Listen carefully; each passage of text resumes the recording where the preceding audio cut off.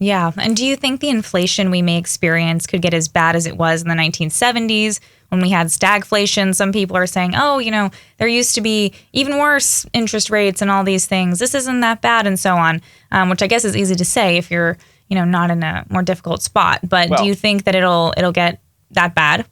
Well, I think it's already worse. I think the inflation we had this year is probably worse than any year from the 70s or early 80s. The highest the inflation rate got. Because of how quick it was.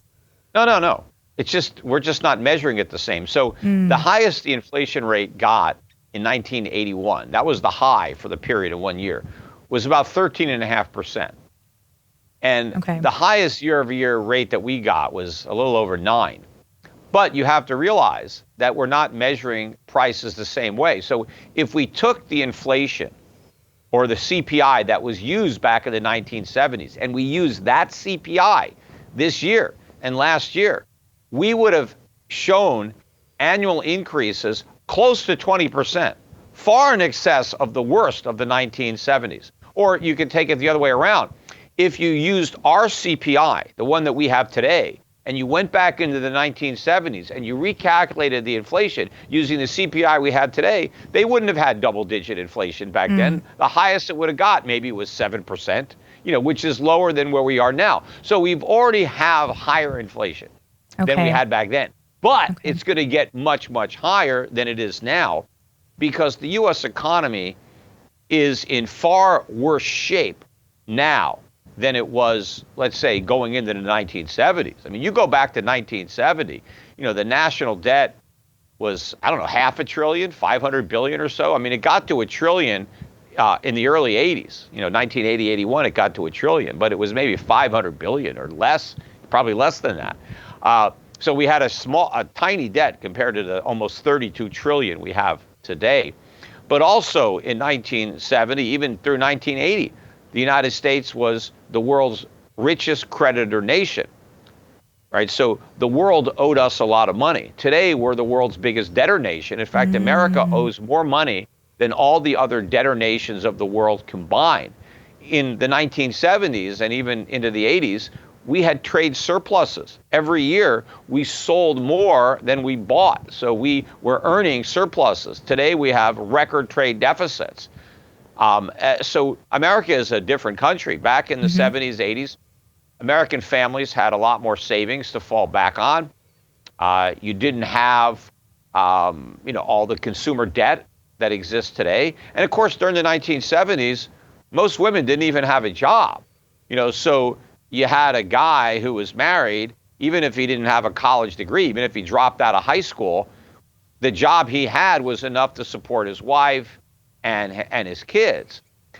So there was still a spare laborer, right? So if times got tough, the woman could, get a job, help out, right? And that's kind of what happened during the 70s and 80s. A lot of women, by necessity, moved into the labor force to help the household, make ends meet.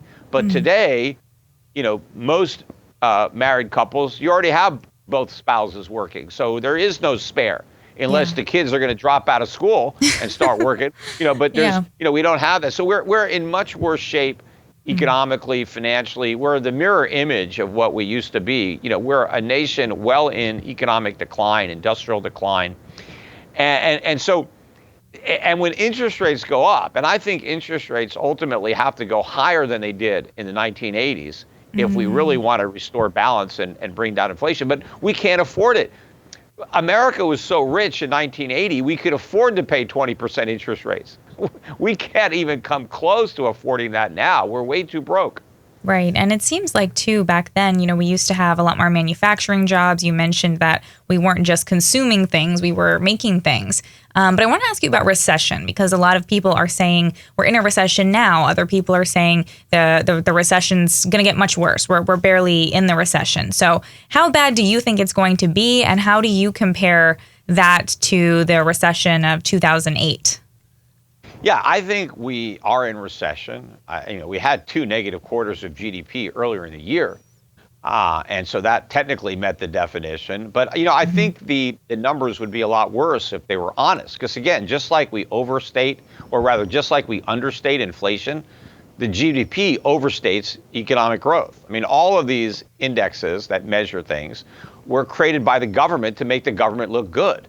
It's like if we allowed our children to grade their own report cards, we wouldn't be surprised if they came home with straight A's. Right? I don't really put much stock in government statistics that are reporting on the success of the economy when the government has a vested interest in pretending that the economy is stronger than it is. So they always want to understate unemployment, understate inflation, overstate economic growth. So I think we're in recession. I think the recession is going to get worse next year, because we've been in recession, even though technically the official unemployment rate has been low. Now, of course, the unofficial unemployment rate is much higher. But I think a lot of jobs are going to be lost as the recession, continues to unfold. And I think by the time this recession is over, whenever that is, because it may be years from now, because I think it's going to be longer and deeper than the Great Recession of 07, 08. I think by the time it's done and they go back and they write the history of this time period, I don't think they're going to call it a recession. I think it's going to be more of a depression.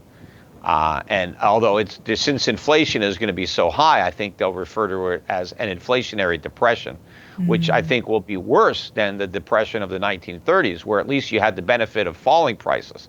This time, people are going to have to suffer the added burden of rapidly rising prices.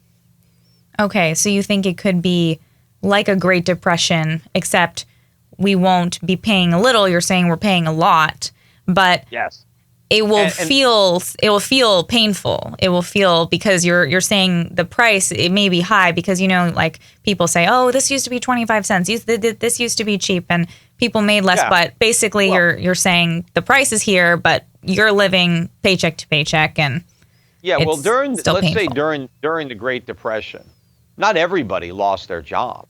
Maybe at the worst of the Great Depression, it was 25% unemployment. But of course, they counted it, more accurately. I mean, anybody who didn't have a job was considered unemployed back in the 1930s. Today, most of the people who don't have jobs don't even show up in the unemployment statistics. We don't count them. But most people did not lose their jobs during the Great Depression, but prices were down about 30%. So if you had your job and your cost of living went way down, I mean, you really had a dramatic increase in your real wages. So for some people, it wasn't that bad. Maybe they lost some money in the stock market, but they made up for it because their paychecks went a lot further at the supermarket because prices were going down. But that's not going to be the case this time. You're not going to get the relief. So even if you don't lose your job, you're going to lose a good portion of your paycheck because of inflation. And the reason the Great Depression was so great was because of government intervention trying to stimulate the economy, first with Hoover and then even more so with Roosevelt. Well, we're going to make the same mistakes again. In fact, we're going to make even bigger mistakes. So that's why I'm convinced that we'll turn this economic downturn into a depression. If the politicians had the good sense to do nothing and allow the free market to function, then we would, correct the problems much quicker. But of course, had the government allowed the free market to function, we never would have created the problem in the first place. Right.